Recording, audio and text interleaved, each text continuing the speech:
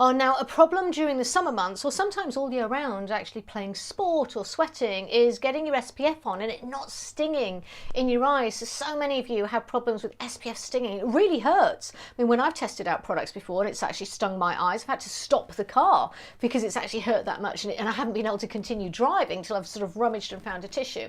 Now, what do you do to really try to avoid this? Is you can first of all buy SPFs in two different forms in general. One of them is a once a day, one of them is a repeat application. Both of them work, both of them are medically tested, but obviously the once a days, they're not as runny, they don't sit so far on the surface of the skin, they sink in deeper, they set, they lock, they're water resistant. So once they're locked in, and as long as you get them locked in properly, i.e. clean dry skin when they go on, so that might mean things like making sure you've got no oils, no face oils, no eye creams on first, for example, to allow them to fix in.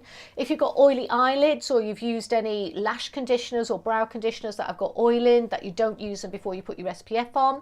It could also mean as well that you actually need to wipe over the face first of all with a toner or just with a micellar water, something that doesn't have too much oil in, so that your skin is dry. And if you've had a shower or you're sweating, then don't put them on. Even blast your face with the cool of a hairdryer to actually get your skin cool before they go on can actually work too, especially if it's hot weather.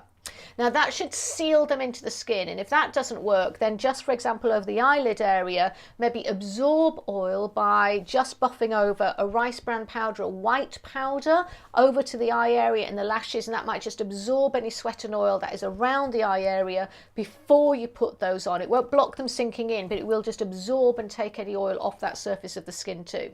So that's once a day, and then obviously you don't have to reapply those. So then as long as you've got it right on the morning, then they don't run even if you're swimming or sweating out of your skin.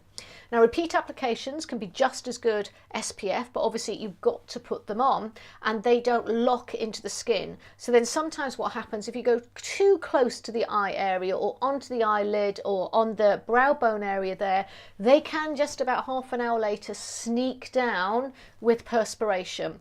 In which case it might be better that you leave that area out, but you must then protect with sunglasses that have got proper UV lenses in, so good quality sunglasses. Or that you actually use a specific eye product with an SPF in it, or that you use a lip balm with an SPF in it and go close up to the eye area there. And it may also be helpful in those instances to actually maybe look at some of the makeup that have got SPF in and just keep buffing that on, keep taking that over the eyelid area. But if you are actually sunbathing as well, or you're out in the heat, then you really do need to find a way to get SPF right up to the skin, because this is where the wrinkles are, and you can still get pigmentation and wrinkles and obviously more serious damage on those areas if you don't get your SPF right. So it just gives you a couple of ideas how to sort of avoid that stinging on the eye area as well, which is really looking at if you use too much cleansing oils or balms or eye creams the night before or the morning of, because that can stop them really being absorbed and setting into the skin or getting into the skin easily.